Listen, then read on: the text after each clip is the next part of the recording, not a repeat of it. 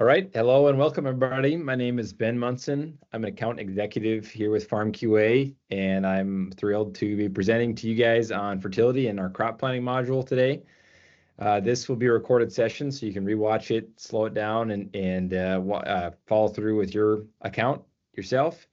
But we, over the last, say, 6-8 months, we have added to our planner fertility functionality. And so what that means in this case is we added the ability to understand dry versus liquid fertilizer products, allow users to define the nutrient breakdowns or percentages in those products. You can then create custom blends of those nutrient products and utilize those in your crop planner. And so as part of this walkthrough today, I will assume that the planner is new to a majority of you, so I'll also treat this as a way of better understanding how to utilize the crop planner as well. And the reason for that is we did release that last fall, but it was after a majority of people had done a lot of the plans, and so that in itself might be a newer function for a lot of you. And so as part of this, we're going to cover fertility and how it plugs into planner, but I'll also be touching on the different corners and aspects of the planner itself as well. And a couple of housekeeping things before I jump into the live demo and share my screen would be, we have the chat available within Microsoft Teams, and so would certainly encourage you to be asking questions throughout the webinar here. And in this particular webinar, we're going to have another team member of mine, Galia, jump in and interject with the questions as they come through in the chat. And so I'll hopefully be able to answer those more real time as we're hearing questions about what I'm showing in the webinar. So please do utilize that chat, and we'll hopefully have some interjections here and I can explain or talk to the product more. So with that, there's a lot to cover. You can see the agenda up on the screen here, but as usual, I'm going to spend a lot of my time in a live demo and actually walk through this functionality within my demo account. So with that, we're going to jump over to screen share, and like I mentioned, please put your comments into the chat and we will address those real time. So with that being said, you should be able to see my screen, and I have FarmQA controller open. When we say controller, that is just the web view of FarmQA. And this is where a lot of the new functionality lives as far as getting set up, creating your plans. Once you apply those plans, or commit is our term, you can then use those plans in the mobile app when you're writing recommendations, or simply for viewing where you're at throughout the course of a season in a plan itself. And so with that, there's a few different aspects to the setup that we're going to talk through. And the first will be jumping into products. So a majority of the people on the call would likely have a list of products in their account, but if not, that's not a problem. In products within the advice tab, you have the option to add a new product. And as part of this, we traditionally had the same options to import from the EPA, and that would be in line with your insecticides, herbicides, fungicides, etc. For the new fertility products, we're going to just add from scratch is what I'd call this. And so it pulls up a blank product form. And one of the new additions that we'll address right away is that under the product type, we've now sliced this into dry fertilizer and liquid fertilizer. So traditionally we have had fertilizer as a type, but it was combined into one. And then we've added a third category for blends. And so as you work through and create these products, whether liquid or dry, you can then combine them into blends, which I'll talk through here shortly. So what we'll do here to start is we'll add a dry fertilizer product. So I'm going to choose that as a type. And let's just say I'm going to add DAP in as my product. One thing you'll notice right away is this is a new section on the right-hand side, and it's asking you to input your NPK breakdown for DAP. And so with this, I'm going to put in 1846.0. And now that is stored off with this product, and we can utilize that going forward to break down pounds per acre of nutrient when you start writing recs and you have your plans. And so that's an input box that is, it's not actually required, but it would gain you a lot of functionality to fill that out. Rate, per our typical setup, you can now set a default rate for this product for DAP. And I will call out that with dry fertilizer products, we know how to restrict this list down to logical units. If you are, let's say, in metric or Canadian unit system, that list does differ. So if you don't see in that list the units you want to utilize, don't be alarmed. That will likely be in your account, depending on your default units. And then you can set a price. So in this case, we'll say $455 price per ton. And with this, note that you can have an application unit be different than your price unit. So we know how to do conversions between the two in that scenario. And so from here, we will just save off that DAP product. And now that can be utilized going forward in my account. I'll also add a liquid fertilizer product. And this will be to showcase one additional change in the liquid side. So if I set up a liquid UAN and say it's going to be liquid fertilizer, the one difference is we now ask you for your conversion from the, say, pounds of nutrient to per gallon. And so I will put in 11.06 is the conversion on UAN 32. And then ratios, I would enter that just like before. In both cases, I had DAP and UAN. Neither had micros, but I'll call out here that you can add your micros in your products. And so you have a list here, and you could choose, say, sulfur and put in a percentage to that and save. And so we absolutely support micros in the same way we do macros. It's just underneath a drop-down list specific to micros. So that is supported over here. And then again, we can go rates. And in this case, rate might be in gallons per acre. But because of our the known ratio we have up here, you can still price in tons as we're able to convert that. And so we'll say we're going to recommend or apply this in gallons per acre, but we're going to roll up to tons, total tons. So with that, we'll save that out. Actually, I've already got a UAN product. So we can save that out. We'd have those products in your account. The third product type I mentioned would be a blend. And so the way we're handling blends when it comes to fertility is to create it as a product. And so in our case, this might be, let's think of a blend here. If I go, we'll go DAP and maybe urea blend. And I'm totally making this up, but if we can now grab those products. So as I do this, you see all my fertilizer products listed out here. And so I could search in the top, or you can scroll to find your products. But in my case, I'm going to search for urea. And I'm going to search for DAP. I'm now adding those into a blend, and we're asking you for the ratio. This has to equal 100, so I could say 70. It gives me a warning saying that you're over 100%. And then I can work that back into 70-30 to get to 100% on that blend. Now, the ultimate value of a blend in this case is a couple things. For one, we're going to show you your analysis value across that blend, so 37.6, 13.8, and 0, when we combine the DAP and urea at those percentages. But with the blend, we now give you that single dial that you can crank up or down on that rate of that blend.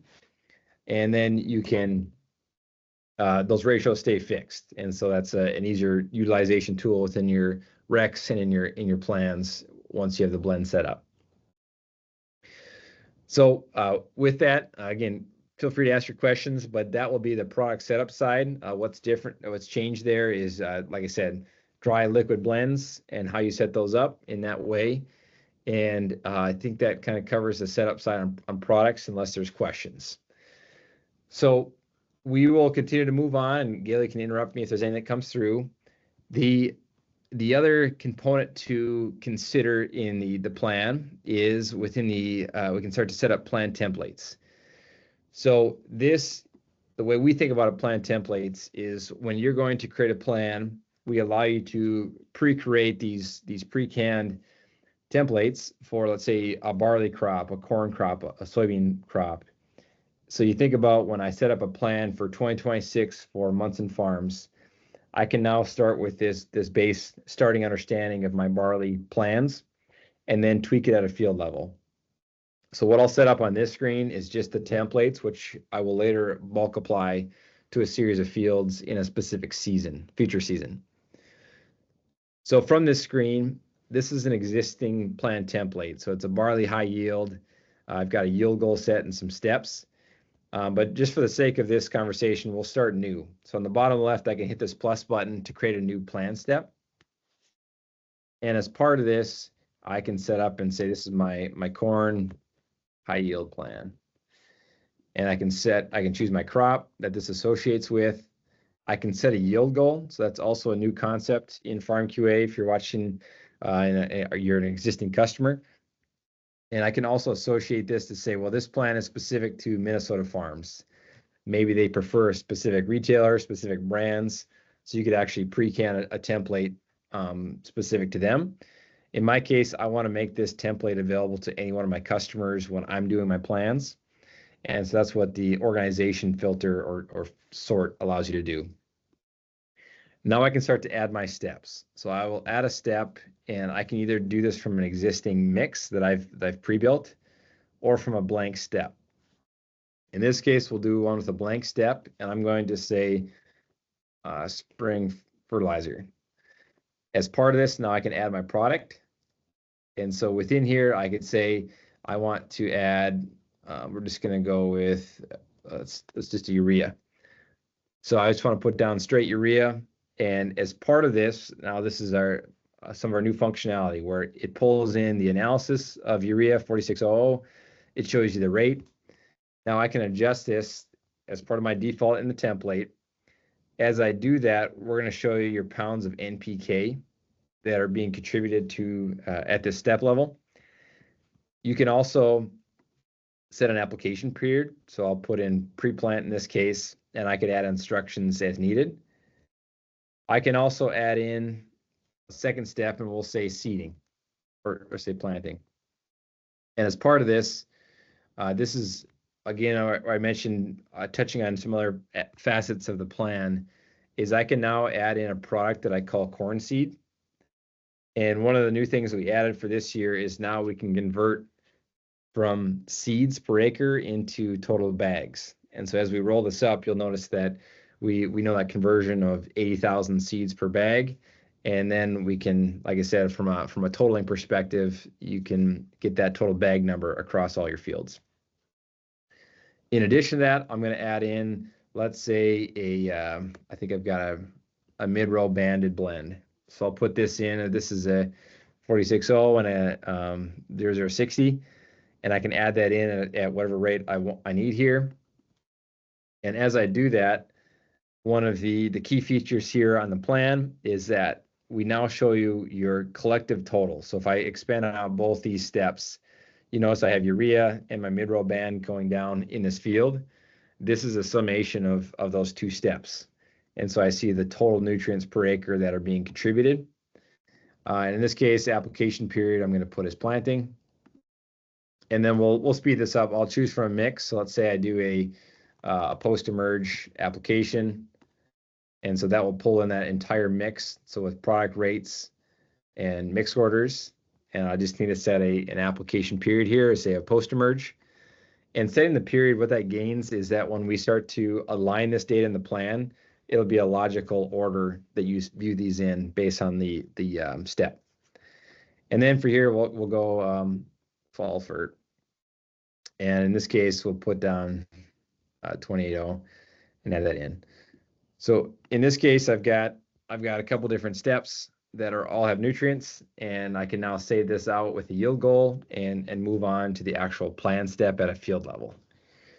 So that is the process you go through, and you can bypass this and jump straight into a plan, but this is certainly a time saver to, like I said, multiply this across multiple fields and then start to make your field level adjustments per product rate.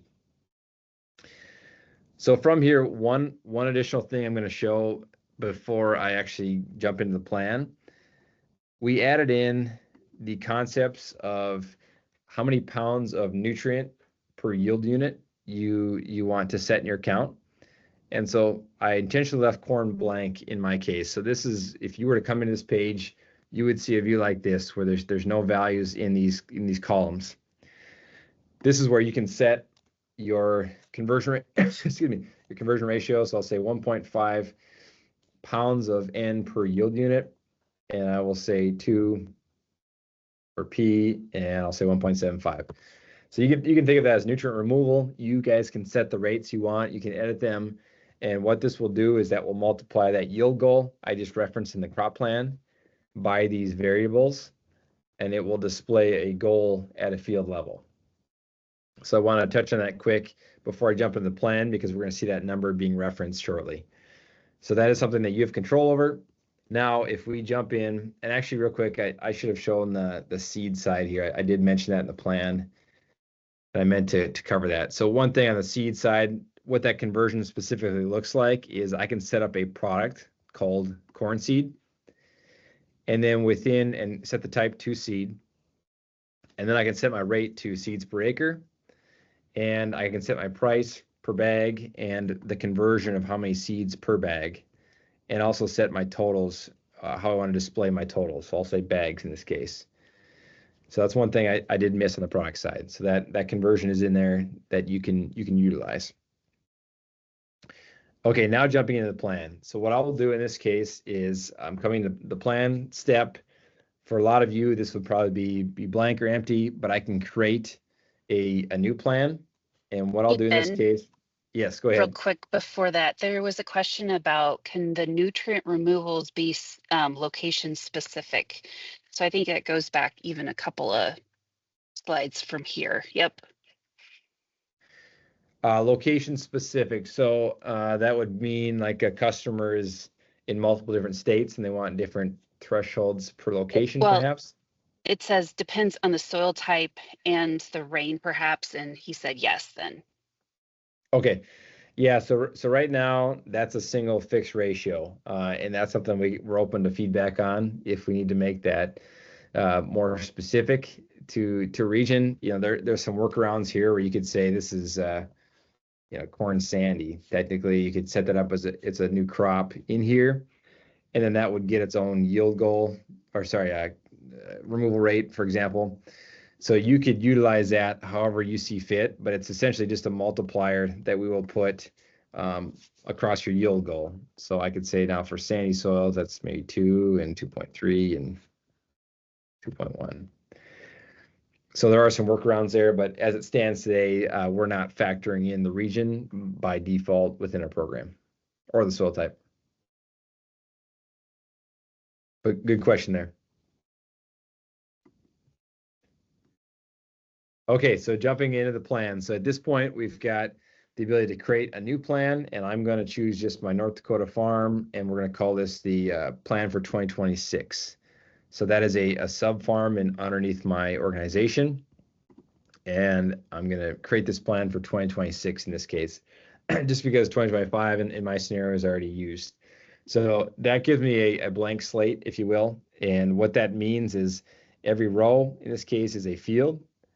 And as I scroll to the right, I see the crop rotation history. So I can look back at these fields and I can see what's been planted over time.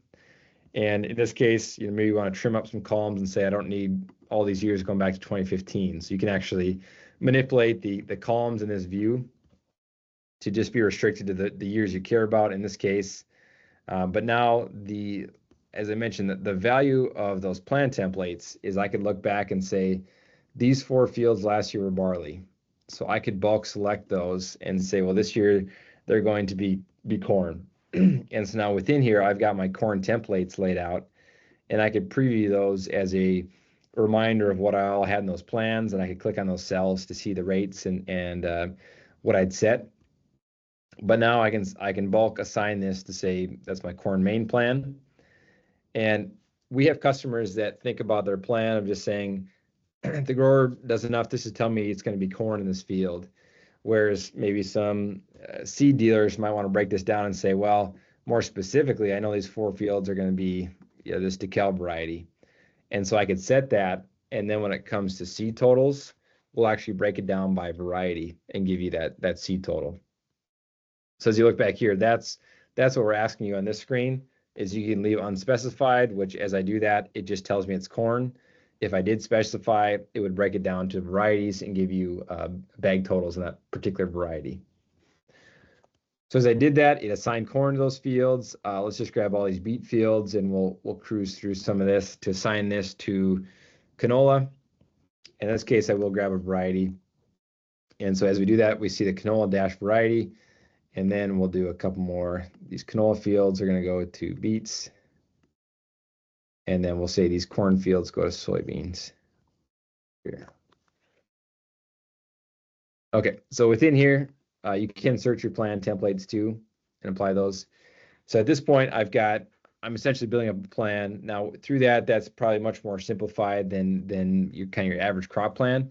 But now this is where I can see per field, the crop, the cost, the yield goal. But as I expand this out, and maybe I even just click on a field, you can see a couple things here. I can see on the right-hand side, I've got my Teams window in the way. I can see my application history for this field. So field 106, what I applied historically. I can see my historic yield data as well. And I can also view my soil data. And so within here, if I want to, this is our goal here at least, is to try to pull forward all of the necessary information to make an informed decision about this field and this plan. And so with this, I'll go to a field that has some yield data here. So with that, let's assign this one to barley. But as part of this field 245, in this case, I have actually uploaded historic soil data. And so as I expand this out, I can see my historic yield data in this right column. And so I can set a logical yield goal in here based on the last time it was barley. So it was barley back here in 2020, and I averaged 61 bushels. So in this case, maybe I want to crank down that yield goal, and we'll say I'm optimistic, we'll say 65. And so what that does by setting that yield goal is it takes that multiplier that I showed you back on the crop settings, and it tells you your goals for this field. So essentially yield goal multiplied by those conversion ratios, and then it's going to display that in a yield column side by side with that plan template, saying that this base plan is collectively giving you 118 pounds per acre of nitrogen, 0 pounds per acre of phosphorus, and 67 pounds per acre of potassium. And with that, let me show maybe one that has some micros. Yeah, so I keep just talking about the big NPKs. We're also showing you your breakdown of total sulfur, zinc, whatever micros you have built out as well. So as part of this here, we'll go through. We'll go through and we'll set this yield goal in this field. But now, as part of this, we'll say 240 on this field. So now my goal adjusts, but as part of this, I can now start to set my rates. So if I come in here to my spring fertilizer, I can now click on the ... and edit. And now I could crank up my urea and my mez to meet my goal levels. So I'll say I'll go to 135, and on here we're going to go to 105. And as I do that, I can see the impact at just this step level. But the second I hit update, this now updates on the goal level as well. And so you can see my levels there. Yeah, I probably have an unrealistic goal ratio set there.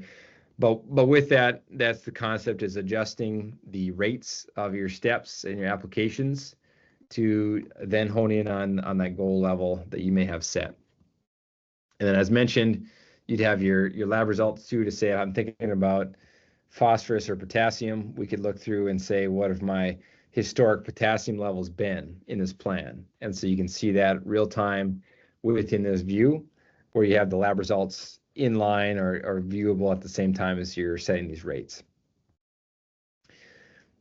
So with that, those are the main components of this particular screen, where you can make, I would describe this as applying the bulk template and then tweaking that at a field level to make that specific per field. So that's where you'd likely go through and massage out each field. If you want to maybe delete a step, if there's typically no fungicide problems there, you could do that. You can add entirely new steps into a particular field. So if something deals more with insect issues, you could add in a particular blend or product that has an insecticide in it.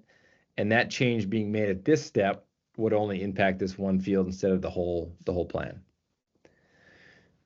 Okay, a few other things to talk through now that we've created the plan. We can see the price breakdown per field. Down here, this does list out the total cost.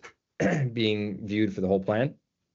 But if I click into the steps, what you'll see here is this is essentially the inverse of that prior tab. And what we heard from customers as we showed this to some beta users is they think about the plan a little different in the sense that they want to have each row being the field and each column being your step. And so that's what we're displaying here, is that this is a field, but now I can collectively look down this row and see all my rates that I'm applying on these fields and the cost per field. And so with that, you can see all that data displayed in this way. And if I actually did the work to make that field specific, it's a nice kind of summarization of this. But I can also click here, see those rates of urea, potash, and edit from this screen. So similar to before, I could crank these up as needed. Say go to 125 and set those and update. And then you'd see, now if I expand this out, see how that first field has a unique rate. And additionally, as I scroll through here to the right, we now show you your, in this case, I just have nitrogen and sulfur in these canola blends, but you can see those NPK or nutrient ratios per field as you look down your list. Additionally, you can turn columns on and off. So a scenario here might be you want to generate a specific report of just your fertilizer products or just your spring applications. So in this, I'll just turn on the fall, maybe spring and fall fertilizers. So now that view gets refined to just those two applications. Maybe I'll throw on my NS as well.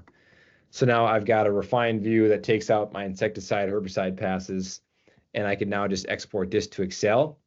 So if you want to do your own manipulation from here, this is that raw data we provide to you based on your plan, and you could do what you want with it from here. So in addition to that, you can also export the entire plan. So we've had scenarios here where you just want to look at the entire plan in this step view and maybe send that to the customer, utilize that yourself. Oh, I didn't expand the columns. So that's the summarization per crop, but I can expand that out and see the per field view in Excel as well. Now, from here, continue on through these views. If I click on products, this is really one of our main views that we built the plan for. And so what we're seeing in this particular screen is a breakdown of your products, and then the total quantities being utilized across the whole farm, the cost, the price unit, and then the total cost over here.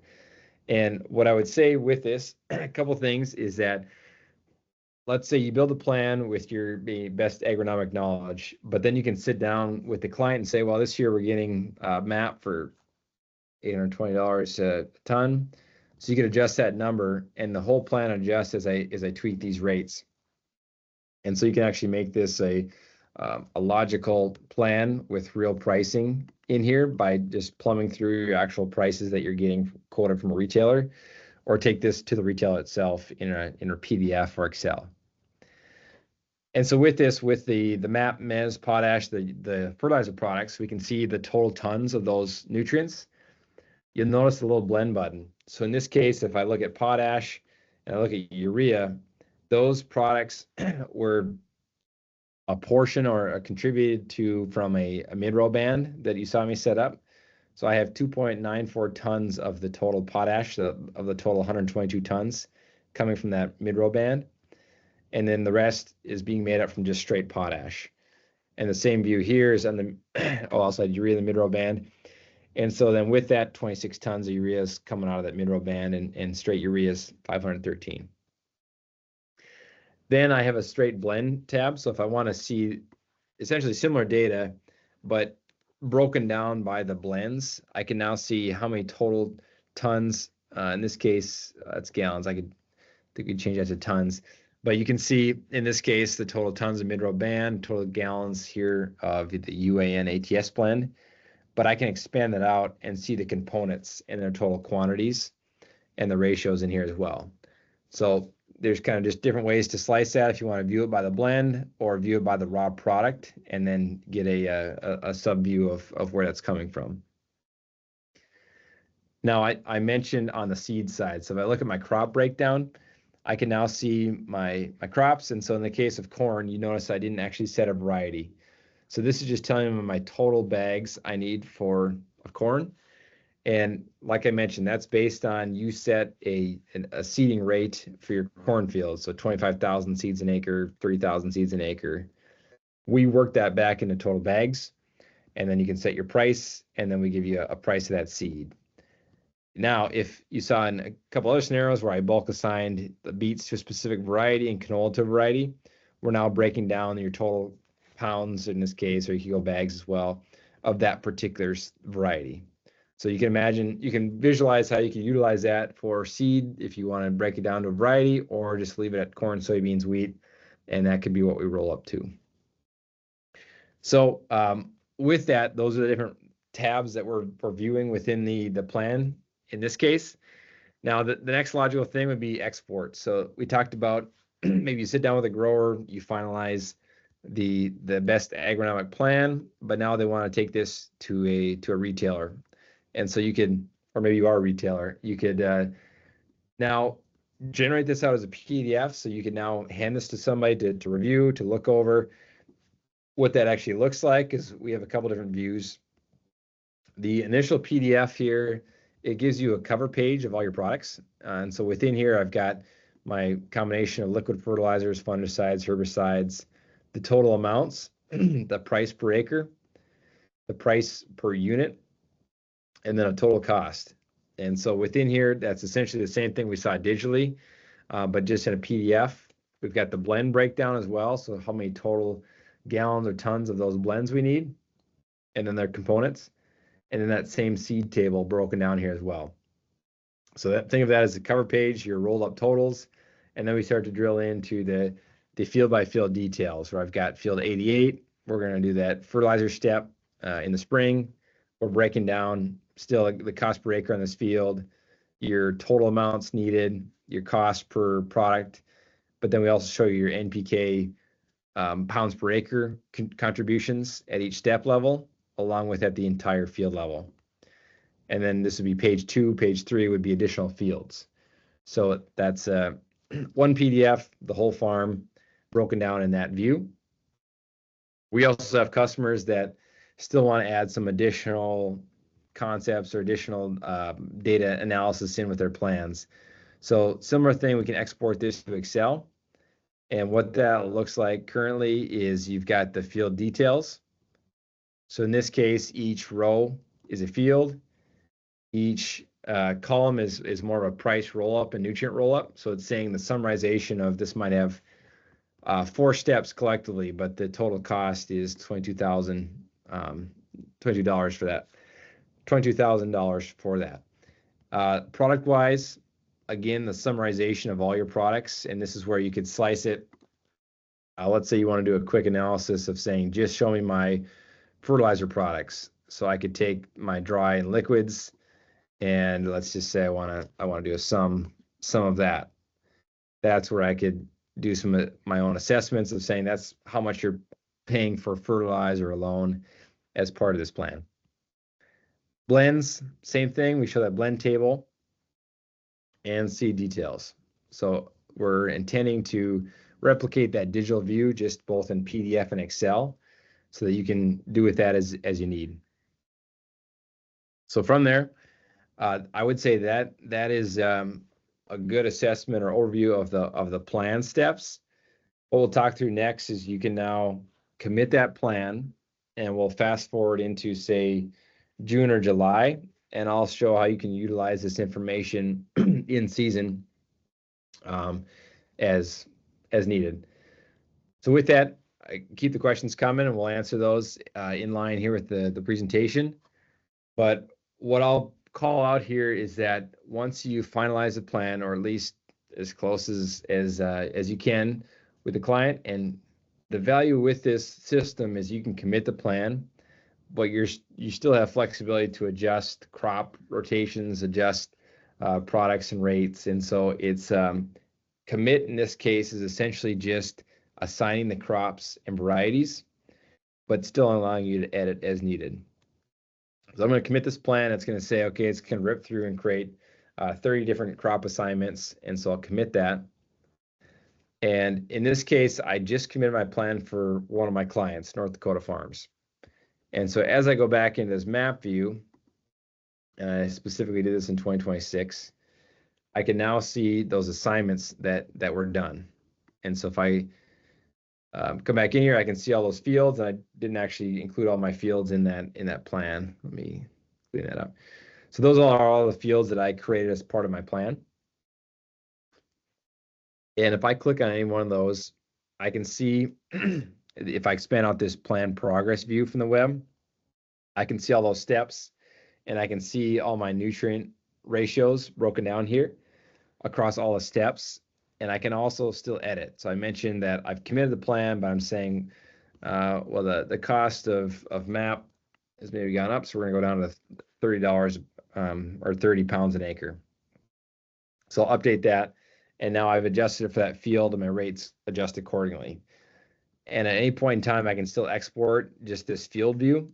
So if I do that, this will be a clean PDF of just this field called grid, and it's going to show me all my steps that I need here and my nutrient totals. So that is the that's the web view of viewing that plan after you've committed it. The field list view also shows a plan column. So if I want to optionally see all my plans in a list view, let me filter down to North Dakota Farms. So now in here, I've got this column of all my soybean fields, and I can actually click on this cell and see that same plan view. And so you can make edits. You can view that plan from the list view as well as the point to be made there. Now, more practically, so let's say we fast forward and we're sitting on the mobile app in May or June, and you did the planning back in December of last year, but now it's time where the growers have done the planting, and I want to visualize this and see my plan on the app. So what that entails is on your mobile device, I can click on a field, and in my scenario here, I can slide up from the bottom to visualize that plan. And so that's one feature. Might be a little bit hidden, but we call it a drawer handle. So you can slide up, and then this is my full plan that I, again, committed back in December. A couple things you can do from here is a common question I get is saying, well, we intended this is going to be planted in canola back in December. Prices change, seed supply change, whatever it may be. I can still come in through this ... and I can update planting details. As I do that, I can say, well, this field, it actually got planted into corn. So it wasn't canola. They decided to plant corn last minute. And from here, I can set my variety if I want. I can set my corn template. So this is what I want to call out is if you set out those templates, now you get this selection of what templates I can choose from. And a recent question I had was, this list of templates is specific to your organization. So back when I was setting up those plan templates, I had that picker to say that this plan is specific to Minnesota Farms or North Dakota Farms, or anybody can see this. So we've done the security around that where you don't have to worry about Farmer A is going to be able to see Farmer B's plan because of this pick list. It's refined or restricted down to a particular grower's view. So now I'll set this plan, and I'll update planting details. So as part of that, you can see now this field is corn instead of canola. And if I swipe up from the bottom, these are now my corn steps. Granted, that's just the canned rates and everything. So I'd still want to come in here and adjust this as needed to make this specific to these rates or to what I want to apply in this field. So what that looks like is actually creating a recommendation. From this recommendation, this is where you can now adjust the rates of what you actually want to have applied real time in the year. So if for whatever reason the rates or even products varied from what you intended in December, you can adjust that as part of the recommendation. And in this window, note that you can see the impact on the pounds of NPK real time within the mobile app. And so I can click done on that, and then if you want to assign, say, a date or just kind of the traditional recommendation interface here, I can now submit that. And I've got a recommendation written on this field, which you can then push out to the grower. They could then take that as a task and complete it as a spray record. But if I now view this plan again, we now see that that step is in motion. So we have kind of three states in this where it's gray, meaning not started. If it has a recommendation, it'll be this yellow or kind of in progress. Then if a grower actually sprays that, that will then turn green into a completed spray record. That step is fully completed. You can also just bypass and say, no, it's completed. So you can just jump straight ahead to that completed check mark. And that would be what it looks like when it's actually sprayed. And then again, if I create a new rec, but this is now a fully filled out herbicide application rec, I can adjust those rates from the plan. And I can see the labels, everything we can do with the recommendation side of a product. And I can submit that. And so it's really, you're doing the work in the winter so that in the heat of the battle in the summertime, you're out scouting, you're checking fields. But then for the rec writing process, it's referring back to your plan, activating a step, pushing out to the grower. And for visibility, the grower can have the same thing. So they could access just Minnesota farms or North Dakota farms in this case, see that plan, and they can interact with the plan and complete their spray records and things like that as well. And yeah, so with that, that's how you can utilize the plan from the mobile app. And then a couple other things that you can utilize. So now going back, say, to the web view, if you've now done all those steps, let's see what field 32. So as you complete those steps in the mobile app, just calling out that it does flow through to the web. You can see that this used to be canola. It's now corn with that variety set. And if I expand out that plan progress, that has kept up, if you will, with the changes I made on the mobile app. And I can see the associated recommendations. And if there's a spray record, I would see that associated spray record as well. Or I could dispatch that out from the computer. So that is the kind of the completed plan view. And again, same thing here. If I view the field 32, you can see that same view or component that we have pulled up here. Maybe a final question I get asked as well is, let's say you do have the grower engaged and you go from a recommendation to a spray record. You can now essentially reconcile your plan to your actuals. And so what I'll do here is I'll take all my spray records from 2024 and I will export that into Excel. And what we have on the Excel side is, in this view, you can say do compliance reporting on this, where it's very detailed of saying what did you spray on what field at what time, and we'll actually pull through the temp, wind speed, direction with that, the applicator license number. But the point I wanted to make here is that on the bottom left, we also have a totals tab. And so within here, you can see here's your total product applied in 2024. And so it's a nice clean roll up of if you want to consolidate that to a plan or use that as a starting point for your future year's plan. You have that data in the system and it's rolled up based on your actual spray records. So again, thanks for joining. Appreciate the time. Have a great day.